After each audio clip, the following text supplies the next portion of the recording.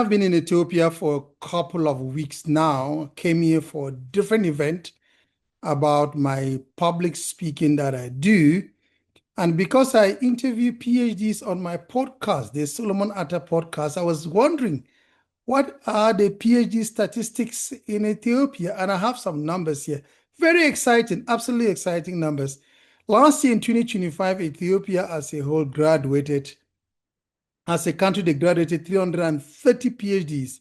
In 2025, UNISA Ethiopia Regional Learning Center graduated 58 doctoral students on November 29, 2025. The JIMA University graduated 61 PhD students on June 21, 2025. Bahir Dar University graduated 111 PhD students on June 21, 2025. And Addis Ababa University, AAU, graduated 304 PhD students during its main ceremony on June 28, 2025. That is a total of about 530 PhD students in 2025 as a country. I think that Ethiopia is really, really putting its money where its money at. So, but what does Ethiopia tell us about Africa's higher education future? Let me talk to you about Ethiopia a little bit, not as a travel destination, not as an ancient civilization, but as a higher education experiment. Because what Ethiopia has done over the past 2 decades focuses us to ask serious question. What does large-scale state investment in university actually produce for Africa? And more importantly, is this the model other African countries should follow? I ask this question because I'm very interested, because I interview PhDs on my podcast. I'm very interested in understanding how PhD production is happening on the continent of Africa. Ethiopia today has roughly 45 to 50 state-owned universities. That is massive. I mean, think about it. And 2 decades ago, the number was small and centralized. Today, universities are spread across regions, towns, and emerging cities. This was not accidental growth. It was a deliberate decision to expand access at speed. I mean, when you look at how they built the dam in the Grand Renaissance Dam, I haven't been there. I really want to go there. I think I should make a trip to the dam before I leave Ethiopia. They've built a dam contributed for by themselves, by the Ethiopian, in fact, to the point that the citizens themselves contributed. But let me stay on the university stories. When the state treats higher education as infrastructure, like roads or dams, scale becomes possible. Now ask yourself, can other African countries make that same political decision? Because scale is not an academic issue, it's a political one. One, access before excellence. Ethiopia choose massification first, massification of universities. First, the priority was to get students into universities, engineering, medicine, agriculture, public health, technology, very STEM heavy.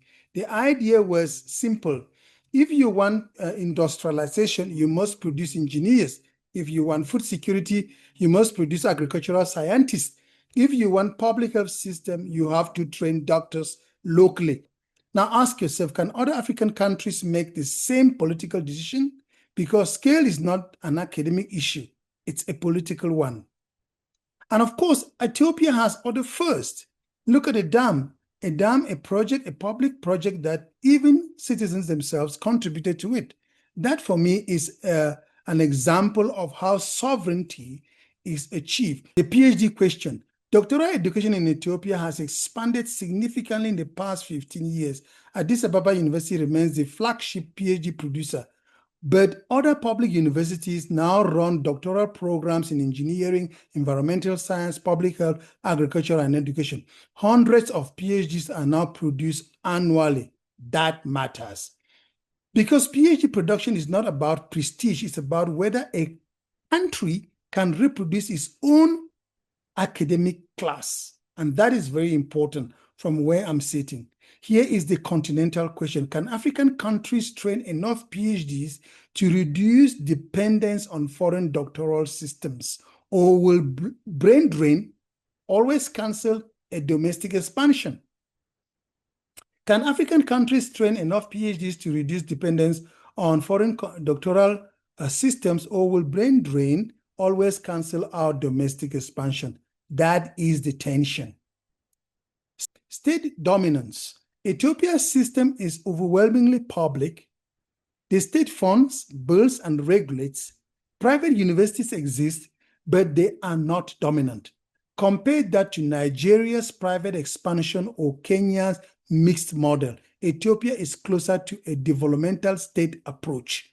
So here is the structural question for Africa. Is higher education a public good to be led by the state, or a market good to be diversified through private capital?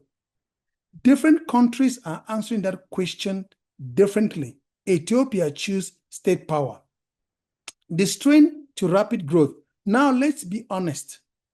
Rapid expansion creates stress, infrastructure strain, academic staff shortages, research funding gaps, political instability affecting campuses. Mass access does not automatically produce world-class research. And this is where Ethiopia becomes a mirror of the continent.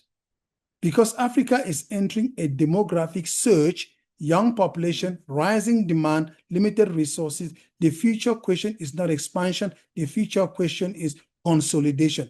Can scale convert research excellence, innovation, and global competitiveness?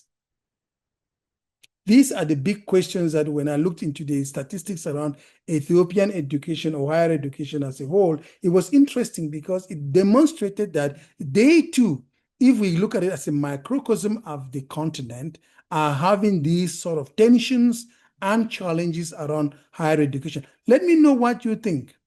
With 430 PhD produced in 2025, are they actually addressing some of the shortages that we've seen, or are they going to be able to make a dent in what we need as skills on the continent, especially the fact that they are focused on STEM, which is science, technology, engineering, and mathematics? And I think that there is something for everyone here to take home. Let me know what you think in the comments about Ethiopia's educational or higher educational growth in the past 2 decades.